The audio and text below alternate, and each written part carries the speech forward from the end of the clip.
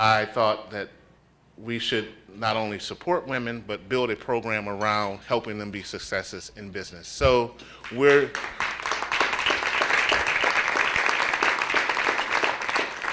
doing this to, one, help women support one another, but also to build a program around young ladies and women who have the entrepreneurial spirit to help them get a leg up in business.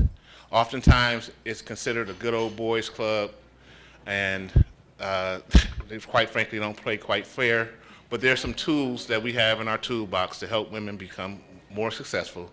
And with that end, we're going to do that. So we will have events like this, but we also have programming to advance the cause of women-owned businesses. So to that end, it's my distinct pleasure and honor to introduce to some and to present to others a super intelligent, dynamic, smart young lady who, when I heard her story, I was just blown away. So with that said, tonight's speaker started Madison Handbags. Started with an idea in her head. It was conceived in her basement. Started with a $5,000 investment and just a thought, a dream, a vision in her head. And from there, she was able to bring aboard 500 sales reps from around the country, and she employed over 70 employees. Now, of course, they could not all fit in her basement, so she had to find a place for them. So she found, opened, and maintained a factory/headquarters, and that facility manufactured over 75,000 bags a year.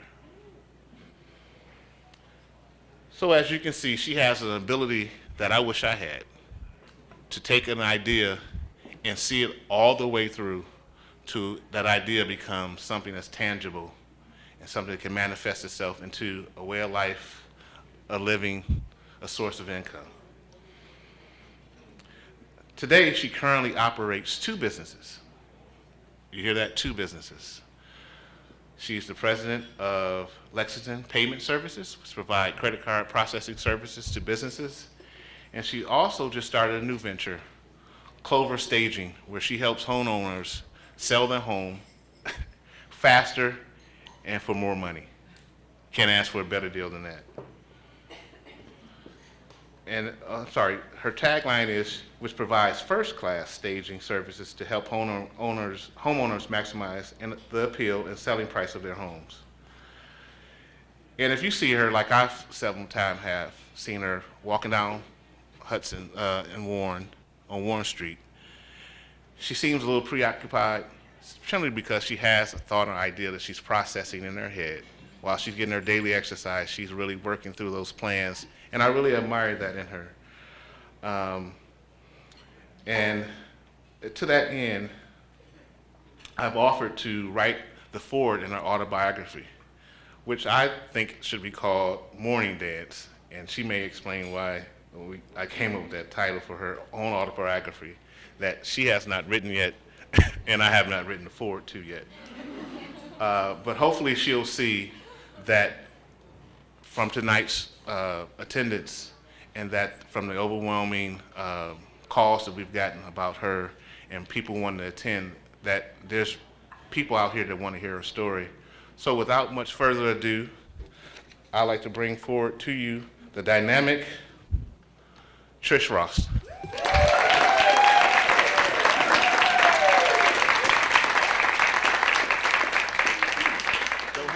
I am beyond flattered, and thank you so much to the Chamber for asking me to do this tonight.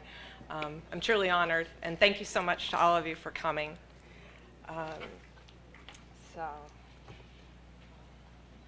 Just see what I've got here.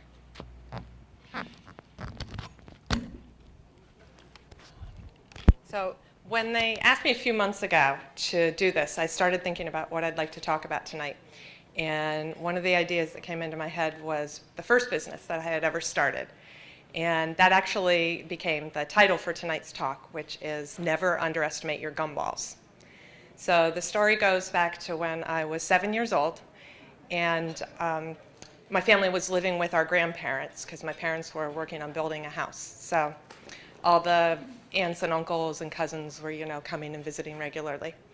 And I spotted down in town at the local general store in the toy department, there was a gumball machine. And I thought if I bought that, I could sell gumballs and make money. So I realized that I didn't have enough money to afford that gumball machine, so I needed a partner. So I got my brother, talked him in to go on halvesies with me. So we pooled our resources, we saved our money, and we walked down into town and we bought that gumball machine. We went back home and we set it up on the dresser at the entrance of my grandparents', my grandma's home, and we waited for the business to come in, and it did. We sold out of gumballs. We were so excited, so we pulled the pennies out of the bottom of the machine, and we walked back into town ready to buy our refill of gumballs, and we discovered that the gumballs cost more than a penny each. So this was a losing proposition. There was no amount of volume that was going to get us out of the red on this one. It was only going to get worse and worse. So not to be discouraged, though. We, a gumball machine's like a clear globe. So we unscrewed the top half of that globe and flipped it over, and it was a bowl. And we put water in there, and then we put that on a tray with some rocks and some moss surrounding it. And we put a sign up that said, "Wishing well," and encouraged people to throw their spare change in it. So that's the story of the first business that I ever started, I guess I would say. I never had an accountant to look over the numbers for me, but I'm pretty sure it was a loss. But I've heard a statistic that entrepreneurs, on average, fail 7 times before they have their first success. So I was lucky. I got one failure under the belt really early.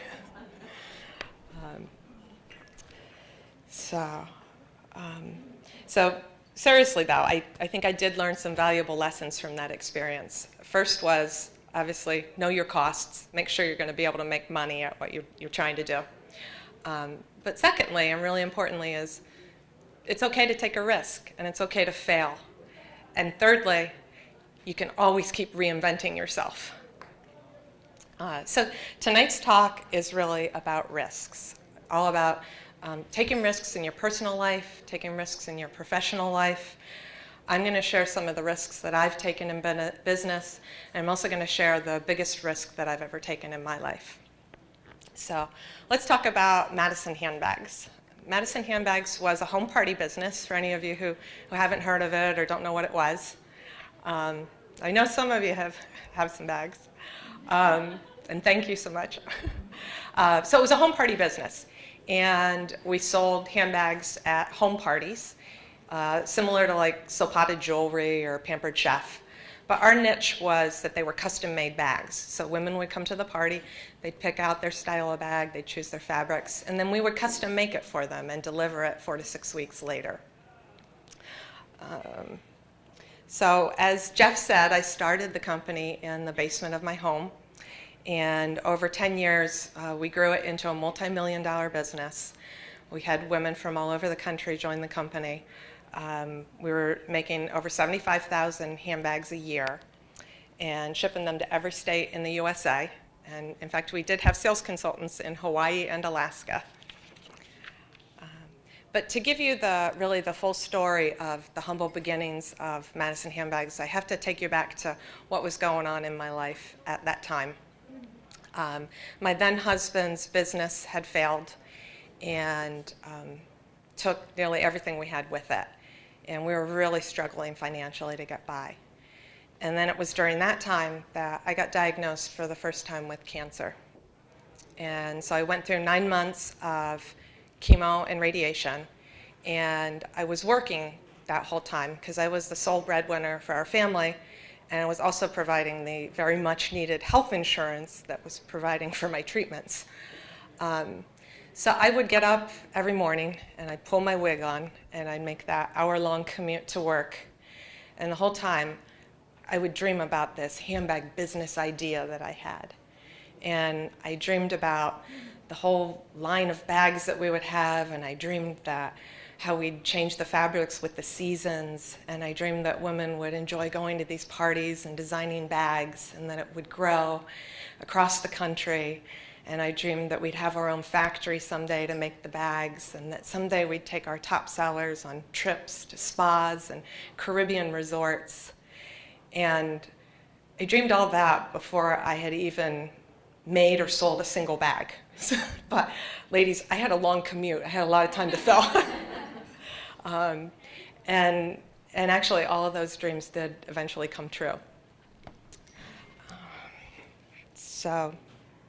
But really, truly, having that dream got me through one of the most difficult times in my life. It gave me hope. It gave me something to believe in when I desperately needed hope and something to believe in. So I got better. I got back on my feet, grew a little hair on my head, and I decided that if this was going to be anything more than a fantasy, I'd need to do something about it. And you all know what a fantasy is. Fantasy is something that you like to think about, you like to dream about, but you know it's never going to come true. And I think sometimes we even fool ourselves, we kid ourselves, that there's something we dream about that we say we're going to do, but we kind of know it's only a fantasy because you're not ever really going to do anything with it. So yeah, it was time. If I wanted this to be anything more than a fantasy, I was going to have to take action and do something about it. So the other thing that influenced me to make the decision to take the risk and do it was I'd just been through a life-threatening illness, and that causes you to kind of reflect on your life a bit. And I was in thinking about the regrets that I had in my life at that point. I noticed a common thread, and the common thread was that all my regrets were for things that I didn't do rather than things I did do. And I said to myself, Trish, maybe you should start taking some more risks. Maybe you should try doing some more risky things and have some regrets that were for things you did do. So I wanted to do things like risk getting hurt, risk being wrong, risk failing. So I decided that I was going to go out. I had to do this handbag business thing. I'm going to do it. And I was going to need $5,000 to get it started. So as I mentioned earlier, we were pretty broke at the point. And in fact, creditors were sweeping our bank account every day. So any money that we put in there was gone within 24 hours. So I was literally cashing our paychecks every week and paying what bills I could with money orders, and then saving a little bit of cash in the kitchen drawer and putting that towards my dream. So I saved and saved, and I got to where I had the $5,000, and so I invested what I needed to do to get the business started. So I bought the fabrics, I bought materials, I created the patterns, I found a couple ladies who could sew the bags for me. I decided to name it Madison Handbags, and I had the little labels made. And so I was all ready to go, ready for my first party, which my dear friend Carol hosted for me. And I was really nervous. I was really nervous. I was investing all the money that we had, and I had no idea if people were going to like these bags or if they were going to smirk and laugh their way out the door. And I remember talking to my sister the night before that first party and talking to her about it. And I always remember what she said to me. She said, Trish, I don't care what happens tomorrow night or any other party that you do. I don't care if they love it, they hate it. You've got balls hanging down to your knees, and I couldn't be more proud of you. Yeah. She's always been really great to me that way. But I need to point out that while I was putting the $5,000 on the line, it was a calculated risk, because I had done the math, and I knew that if I could sell 60 bags, I could earn back that money and earn back what I had put in. So I was kind of banking on at least my friends and family, for the love of God, have to at least buy 60 bags from me. But I was still really, really nervous, because you know what? My ego was on the line. I was really putting myself out there to say, I'm going to do this. I'm going to try starting this business and see what happens.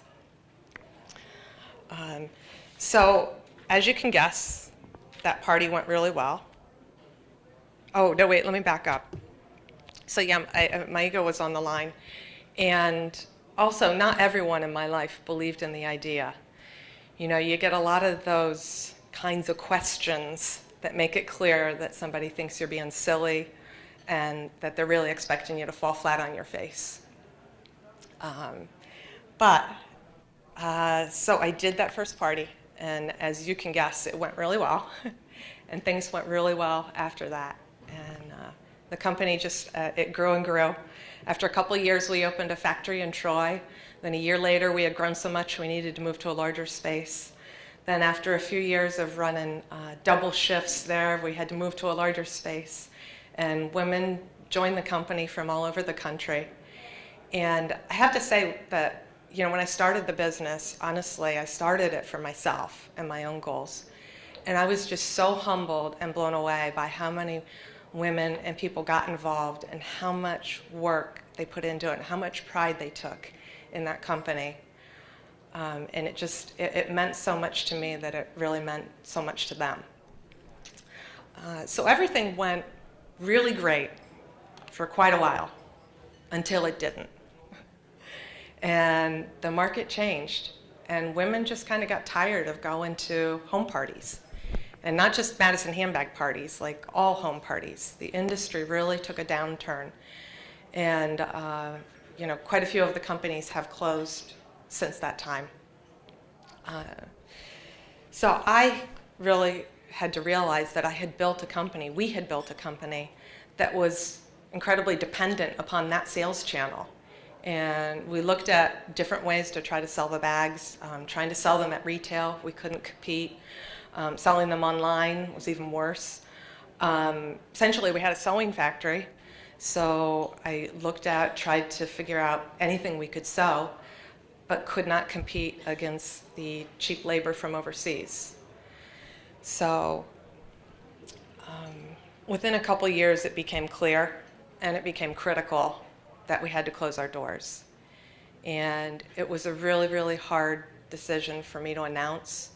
And to figure out how to do it, because we had a lot of employees counting on their jobs and their income, and we had a lot of women out there who had built a business within this company, and they were earning part-time incomes and some of them full-time incomes. So I had the unthinkable I had to do, and announce we were closing. And while that may have been characterized that we were closing and we had failed, I was so proud, even though my heart was breaking. I was so proud of everything we'd done from the very beginning all the way to the very end. And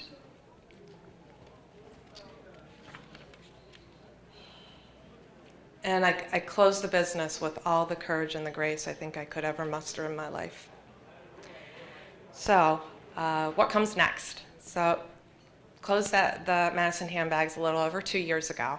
And shortly after that, I started another business, Lexington Payment Services.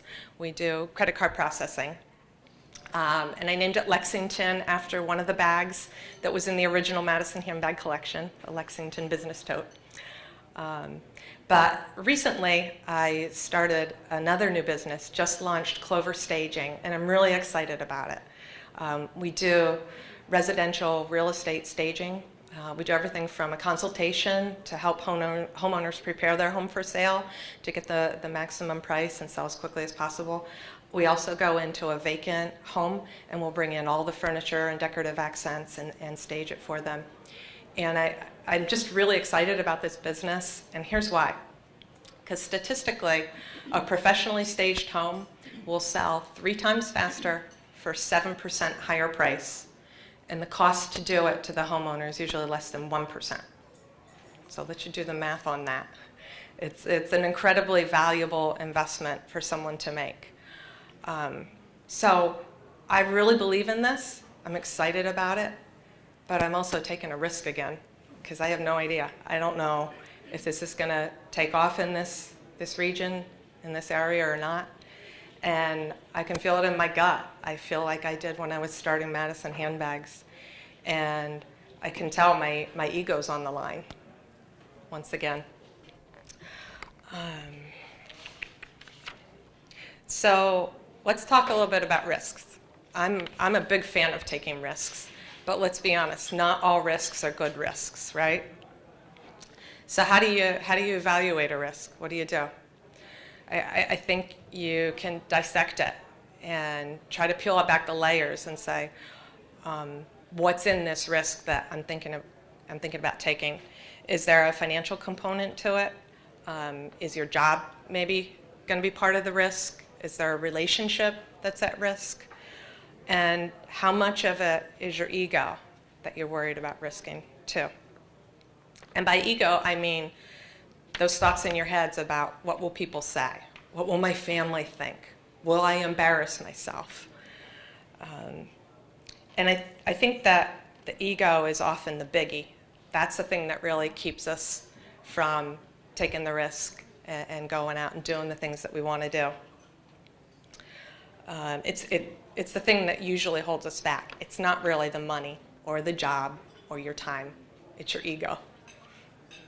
So I want you to think a bit. I wanted to ask you, what are the risks that you're contemplating right now in your life? What are the risks that you're avoiding to keep the status quo? Risks that you're avoiding to keep things the way they are in your life, in your home, in your family. Is there a risk that you're thinking about taking personally? Is it a financial risk, a business risk? And honestly, what's stopping you from taking it? So I promised you I would share with you the biggest risk that I've ever taken in my life. And it was a personal risk. And it was 10 years ago. I mentioned earlier that I had cancer. And that was 15 years ago. I had Hodgkin's lymphoma. And I had chemo and radiation. And I was in remission for 5 years. And I went to my 5-year checkup. And I was just all full of anticipation and excitement because I was expecting to get my 5-year checkup would mean that I was cured and free to go. And unfortunately, I didn't. I got the opposite news. My cancer was back. So after a lot of tests, the doctors gave me what my options were for salvage therapy. That's what they call it. Nice wording, right? Salvage therapy. So I had 2 options. The first was go for standard chemo, standard course of chemo, and you'll probably live 3 years, give or take a year. The second option was go for high-dose chemo with a bone marrow transplant, and you'll have a 50% chance of curing the cancer and living, presumably another 40 years. So the downside is that second choice with the bone marrow transplant is you have a 50% chance that you die during the treatment. So it's really being faced with the odds of you get a 100% chance of 3 years or a 40% chance or a 50% chance of 40 years. And if we were just gambling, you would definitely take 50% chance of 40 years. But we weren't gambling money, we were talking about my life. And if I lose 3 years, and I have to leave my children behind 3 years earlier than I would have had to. And so I had to make that choice, and I had to decide whether I was going to take the risk or not. And I can tell you, it's probably the hardest thing I'll ever do in my life was to pack a bag and lock up my house and drive down to New York City and go in for the treatment, not knowing if I'd ever come back. And I can also say that it was the greatest joy and the greatest gift I'll ever get to be able to come back and walk into my house and step back into my life, and after a few months had gone by. So I would never, ever wish that kind of a risk or that choice on anyone, but I would say to you that I hope that you would seriously consider any risks that you are thinking of taking in your life. I think that risks greatly enhance your life, your experiences. I think that even in the successes and the failures that come from the risks, it leads to a richer and a fuller life for having taken the risks. And don't think that you can't survive a failure, or that your ego can't, because your ego can, and I know you can survive it. You can survive and thrive, and you will come out stronger and prouder. I promise you. And so I just want to say to you, just never, ever underestimate your resilience and your strength. And I hope that you've gotten something from my talk tonight. And I want to say, never, ever underestimate your gumballs, ladies, because I know you got them. So thank you.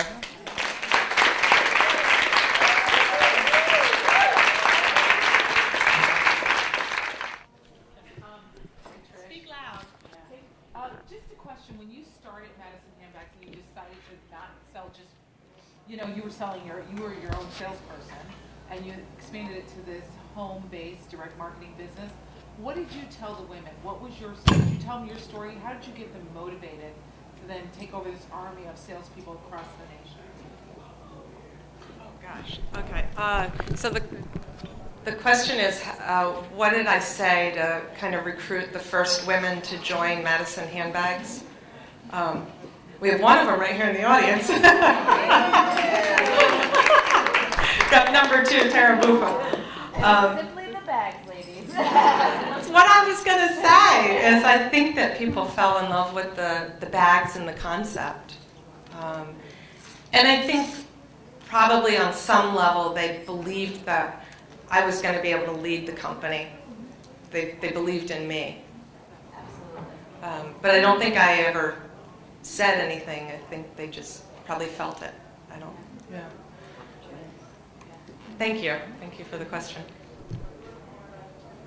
Any others? I have one. Oh, okay. So you talked about, obviously you're an entrepreneur, right? Everybody heard that. You started this company, you're starting a couple others, you have that resilience, but you also talked about the fear.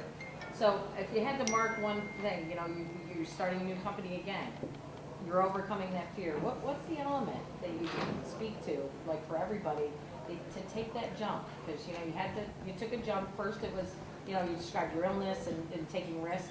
What's now, fast forward this time, you know what I mean? What's kind of enabling you to overcome the fear and the ego? What do you think? I think for me at this point, it's partially it's a learned skill, it's a worked muscle. I think it's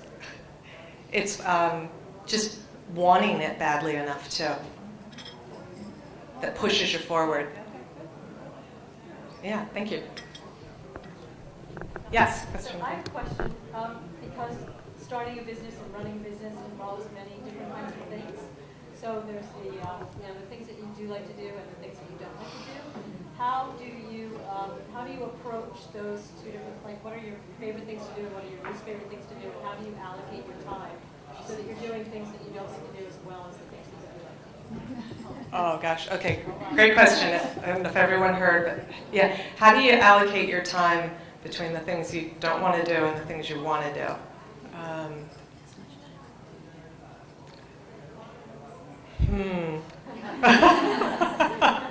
Well, I think that the easy answer that people are going to tell you is, well, then hire people to do the things that you don't want to do. But let's get real, ladies. You can't always afford that, and you certainly can't afford it when you're starting out. You got to do it all.